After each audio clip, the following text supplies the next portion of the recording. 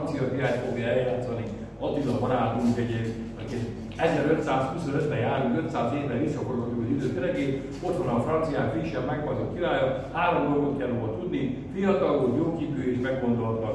Ezek mennyit voltak Attila? Mind a 3 megy az, hogy mind a Troglibor világra. Ott volt gyönyörű szépen kihúzott magad, ott volt gyönyörű szépen ugye a páncél rajta, a firenzei mesterek remekvővel, alsó líniumok rajta, ugye a francia királyság jelképe. Ott voltak a hercegnő, epekedő pillantás vezetünk rá, vagy nézem az epekedő pillantás. Zsuzsa, Éva, nagyon jó, Kata, nagyon jó, ezek gyerekkorunkról tudják ezeket a pillantásokat. A lovag akkor még nem láttuk, néztük, hogy micsoda délceg, vitérül a fiú, alandő gyümölőt a csata, nem mennék az egész hadsereget rábízni, csak a tartalékot. Ott ült a lován, és nézte, hogy csatáznak, kinézett a lányokról, látszígyétek, hogyan kell csatát eldönteni. Kiadott a kardját, utána elbőrülést levágta. Igen, de az ember egy zárt, és akkor kiabált, körben nyitva adok, hogy bő, és már félúton volt. Többek nézve elindult a király, menjünk utána. Utána mentek, de azért a király leütötték lovával együtt. De csak az embereit is, az összes többi, a testvéreit leszurkálták, az összes többi ember ilyen hosszú lányzsákkal visszalögösték.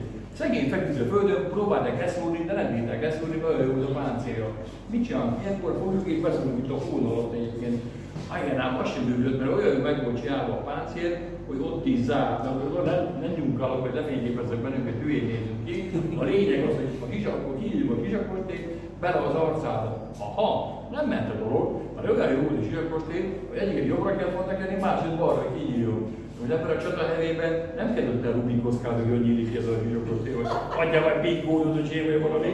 Nem bírunk, semmi volt, nagyon merünk. Egyik feküdt egyik kezén, egy a másik kezén. A lányok jajgattak, mert majd mindjárt mondom. Nagyon jó! Egy felült a lábán, egy ember pedig egy harci kalapáccsal csapkodták a fejét, szegények jobbra-balra járt a fej, nagyon vették volna. A lányok, jaj!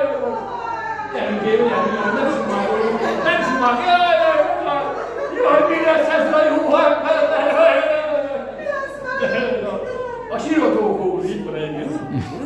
Sírtak a lányok, jaj, zokogtak, mi lesz vele? Hát ők nagyon verték volna a királyt. Ha egy neki ellenséges lovag nem érkezik oda, aki ránézett, egy képzett lovag volt, egy német lovag, aki látta a páncéljáról, hogy ez a francia király, ugye rajta van az Anjou líniumok, ugye barmunkat neveljétek, hogy ez a francia király. Bármunk ezt, hogy megöljük, ezen nyertünk meg kárszentségi.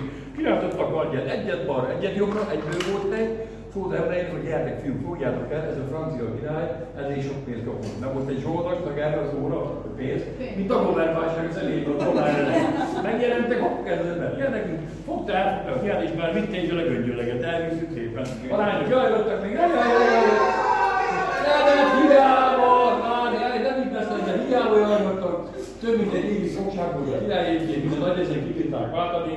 Mai pénzre átszámoljuk több mint 500 millió fölött kapszögétet, de nagyon jó programért volt szerintem attól függetlenül.